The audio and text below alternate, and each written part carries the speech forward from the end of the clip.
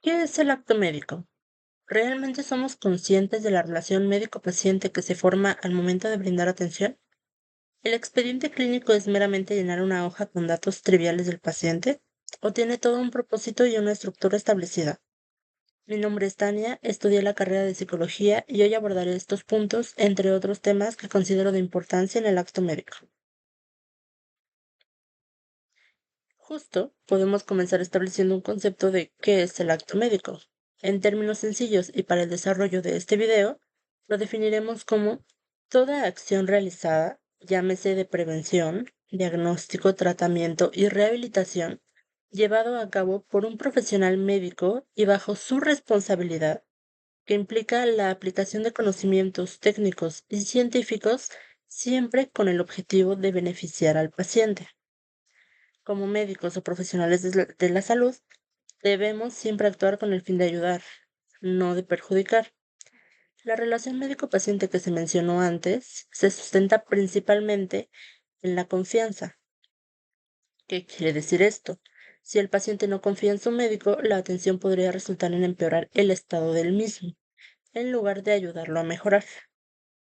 Pero igualmente, el médico debe contar con las herramientas, los conocimientos o también conocido como competencia profesional, es decir, que debe ser realizada por un médico titulado y habilitado y ser capaz de transmitir esa confianza a quien acude a él buscando ayuda.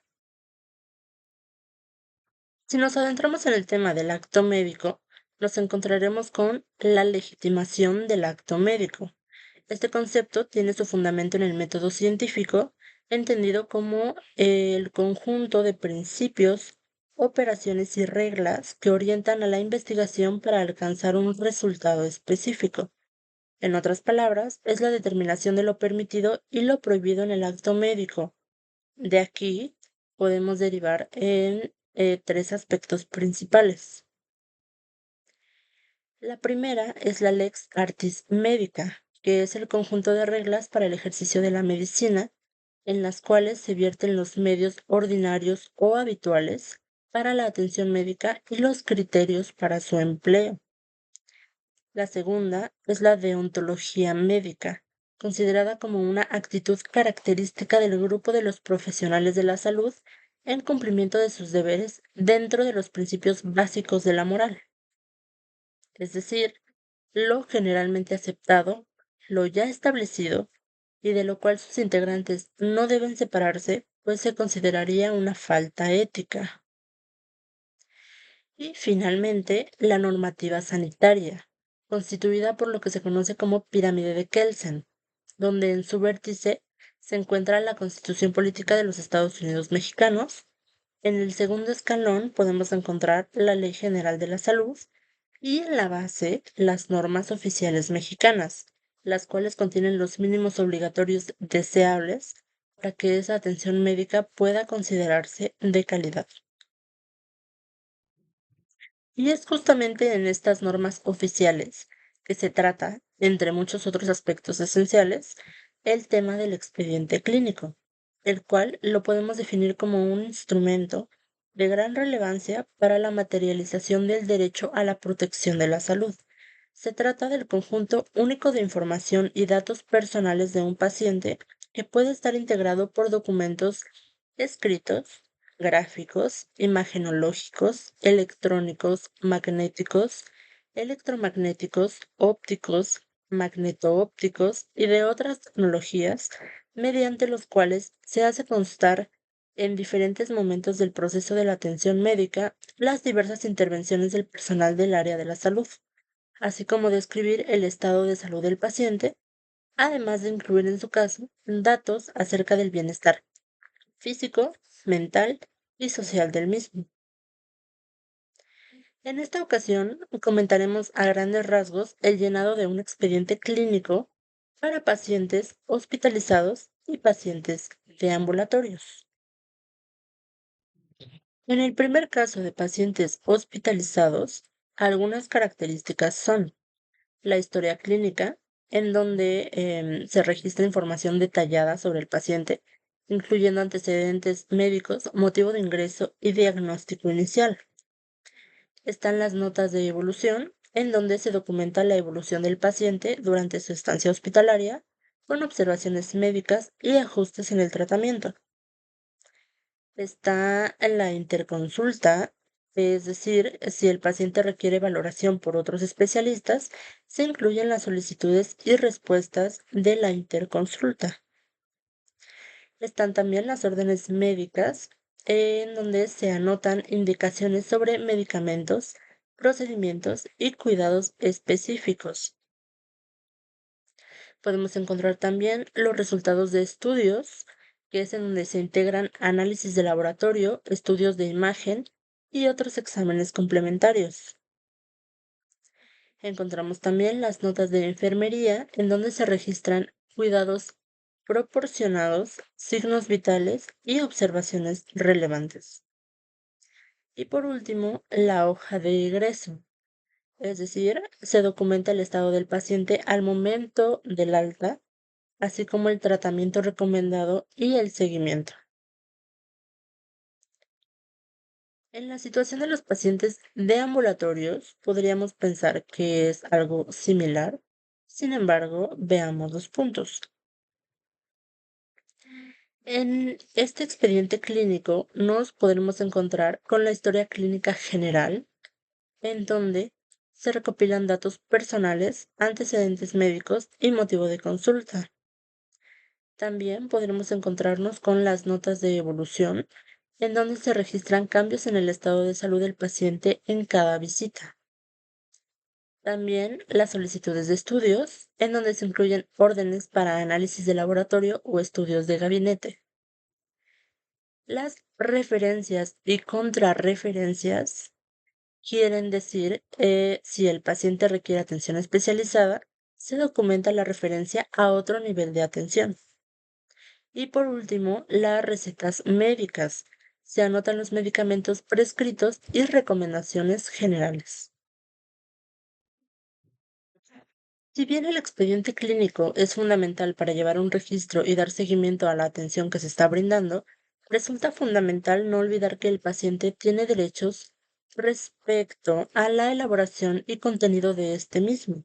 Por ejemplo, el acceso a la información, es decir, que el paciente tiene derecho a conocer el contenido de su expediente clínico, derecho al uso adecuado, es decir, que sea utilizado única y exclusivamente para fines médicos y no puede ser divulgado sin la autorización escrita del paciente, el tutor, representante legal o de un médico debidamente autorizado por los mencionados anteriormente. Los datos personales contenidos en el expediente clínico que posibiliten la identificación del paciente en términos de los principios científicos y éticos que orientan la práctica médica, no deberán ser divulgados o dados a conocer. Hemos, Cuando se trate de la publicación o divulgación de datos personales contenidos en el expediente clínico para efectos de literatura médica, docencia, investigación o fotografías que posibiliten la identificación, del paciente, se requerirá la autorización escrita del mismo, en cuyo caso se adoptarán las medidas necesarias para que éste no pueda ser identificado, lo que se conoce como confidencialidad. En el caso de los expedientes digitales, como es conocido de acuerdo con la norma oficial mexicana, Sistemas de Información de Registro Electrónico para la Salud, la situación es similar, pues se habla de la discreción y confidencialidad en el manejo de la información, y cito textualmente, el tener que establecer las medidas de seguridad pertinentes y adecuadas a fin de evitar el uso ilícito o ilegítimo que pueda lesionar la esfera jurídica del titular de la información. Los prestadores de servicios de salud son responsables de conservar y mantener en condiciones adecuadas de operación sus SIRES, que serían las siglas de el Sistema de Información de Registro Electrónico para la Salud. Esto para asegurar la integridad, confiabilidad y disponibilidad de los datos e información contenidos en los mismos a través del tiempo. Para saber más acerca del manejo correcto de la información, siempre podremos consultar la Ley General de Transparencia y Acceso a la Información Pública, la cual es aplicable para establecer los principios, bases generales y procedimientos para garantizar el derecho de acceso a la información pública en posesión de cualquier autoridad, agencia, comisión, comité, corporación, ente, entidad, institución, órgano, organismo o equivalente de los poderes ejecutivo, legislativo y judicial de los tres niveles de gobierno, así como órganos constitucionalmente autónomos, partidos políticos, fideicomisos y fondos públicos, igualmente de cualquier persona física, moral o sindicato que reciba y ejerza recursos públicos o realice actos de autoridad de la Federación, de las entidades federativas, de los municipios o demarcaciones territoriales de Ciudad de México. Ya hemos hablado de la confidencialidad, pero resulta necesario diferenciarla del secreto médico. Entendamos que la confidencialidad es el derecho del paciente a que su información sea protegida y solo accesible para personas autorizadas, mientras que el secreto médico es la obligación legal y ética del profesional de la salud de no divulgar la información obtenida en el ejercicio de su profesión sin el consentimiento del paciente. Es más estricto y tiene excepciones limitadas, como en casos de riesgo para terceros o por orden judicial. En resumidas cuentas, la confidencialidad es el derecho del paciente y el secreto médico un deber del profesional de la salud. Ahora, hagámonos la siguiente pregunta. ¿Se podrá llevar a cabo el acto médico, elaborar un expediente clínico y aplicar la confidencialidad y el secreto médico si iniciamos un tratamiento de cualquier índole sin el consentimiento del paciente? La respuesta es no. El consentimiento informado es un proceso fundamental en la medicina y la investigación y garantiza que los pacientes o participantes en estudios estén plenamente informados antes de aceptar un procedimiento o tratamiento. Este concepto se basa en el principio de autonomía, permitiendo que cada persona tome decisiones sobre su propia salud con conocimiento de causa.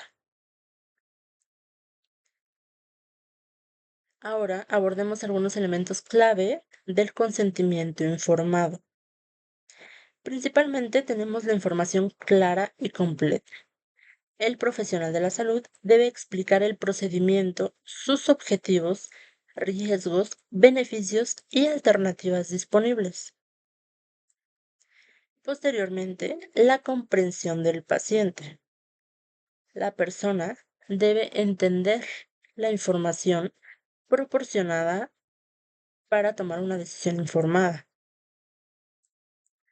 Tenemos también la voluntariedad, que es el consentimiento debe hacerse o debe aceptarse sin presiones ni coacciones. Y por último tenemos la documentación, que en muchos casos el consentimiento informado se formaliza mediante un documento escrito firmado por el paciente. El consentimiento informado no es solo un papel, sino un proceso continuo de comunicación entre el médico y el paciente. Todos los temas tratados anteriormente tienen un porqué, existen por una razón y fueron diseñados como una necesidad derivado de malas prácticas en el ejercicio de nuestra profesión. Las consecuencias de no prestarle atención a todo lo tratado en el presente video pueden tener graves consecuencias, tanto para el paciente como para el profesional de la salud. Estas pueden clasificarse en legales, éticas y profesionales. Comencemos con las consecuencias legales. Bueno, principalmente denuncias y demandas. Un paciente afectado puede presentar una denuncia ante la Comisión Nacional de Arbitraje Médico, también conocido como la CONAMED, o iniciar un proceso legal. Posteriormente tenemos la responsabilidad civil. El médico puede ser obligado a pagar indemnizaciones por daños y prejuicios. Tenemos también la responsabilidad penal. En casos graves como negligencia extrema o daño irreversible, el médico puede enfrentar sanciones penales. Pasamos a las consecuencias éticas. Principalmente está la violación del secreto médico, es decir, la divulgación indebida de información que puede generar sanciones por parte de colegios médicos. También tenemos la falta del consentimiento informado. Realizar procedimientos sin la autorización del paciente puede ser considerado una falta ética grave. Pasamos a las consecuencias profesionales.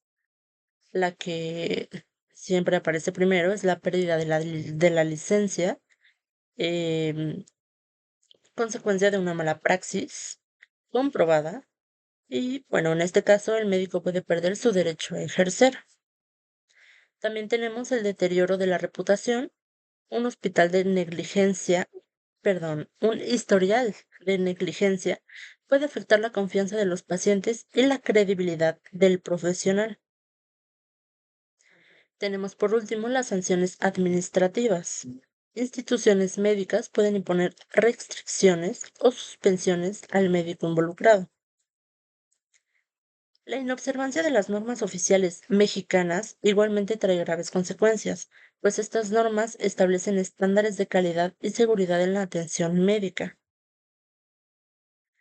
La Secretaría de Salud puede imponer multas o suspensiones a quienes no cumplan con las normas. Clínicas y hospitales pueden ser clausurados por las autoridades sanitarias. Puede afectar diagnósticos, tratamientos y procedimientos médicos esenciales. No seguir las normas implica desconocer avances médicos y protocolos de seguridad.